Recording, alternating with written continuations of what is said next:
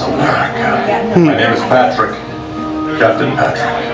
I'd like to welcome you to this special semi-quincentennial flight. We'll begin boarding in a few minutes, but first, there's a handsome young devil who'd like to acquaint you with some important safety information. When the doors to your flight open, please take a seat and store all carry-on items in the under-seat compartments. This includes cell phones, bottles, hats, and of course, these little. Next, fasten your seatbelts, inserting them into the buckle on your right. If smaller aviators don't measure up to the height indicator on the seat, Amber, just put the belt through the loop in the center strap before buckling.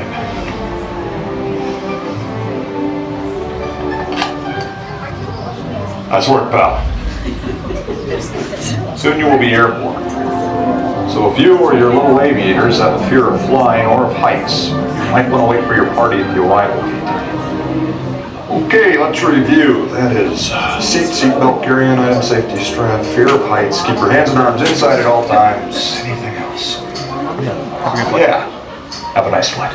we can fly, we can fly. Oh, wow! This is so cool! Oh my god, the graphics are so good!